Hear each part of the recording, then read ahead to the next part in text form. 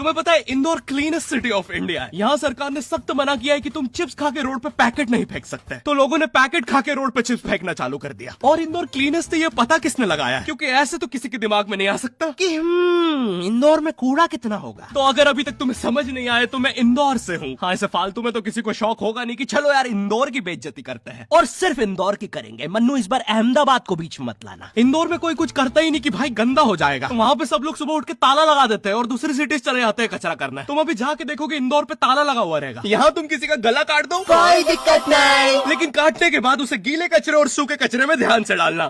400 लोगों को टपका दिया, 300 बच्चों को उठवाया, 5 बवासीर वाले अंकलों को बिठवाया। आज तक मुझे कोई पकड़ नहीं पाया, तुमने कैसे पकड़ा?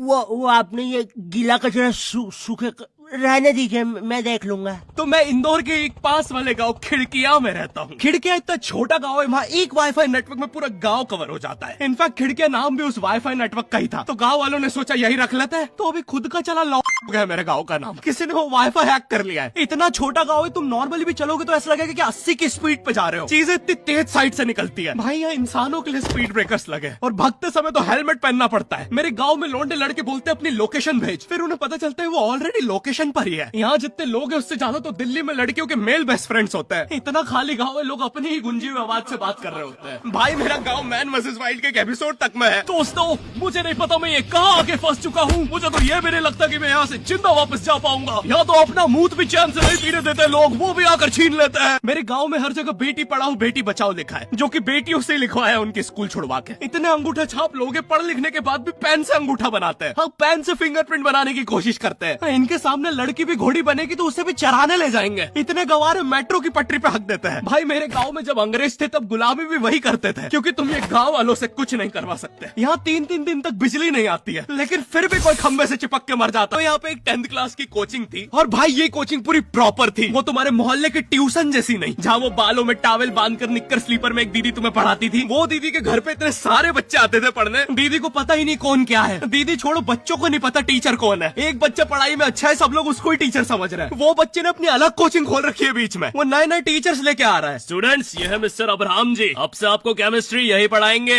वो दीदी के घर में दीदी से ज्यादा सक्सेसफुल हो गया है। दीदी अभी भी एक कमरे में है, उसने दूसरे कमरे में बिल्डिंग बना दी है। इतने छोटे छोटे बच्चे कोचिंग जाते हैं आजकल, और वो बेचारे आज और कल ही जा पाते हैं, क्योंकि परसों तो उन्हें कोई ओमनी वैन में पकड़ के ले जाता है। इतना कंपटीशन आ गया है, बच्चे 6वीं 7वीं छोड़ के यूपीएससी प्रिपरेशन कर रहे हैं और वो फिर भी फेल हो जा रहे हैं। हाँ, क्योंकि यूपीएससी वाले उधर 6वीं 7वीं के क्वेश्चन पूछ रहे हैं। एक क्वेश्चन था यूपीएससी का कि तुम कितनी बार 100 में से 10 माइनस कर सकते हो, और आंसर है 1 बार, क्योंकि फिर तुम 90 में से 10 माइनस कर रहे हो। ये एग्जाम से आईपीएस पुलिस ऑफिसर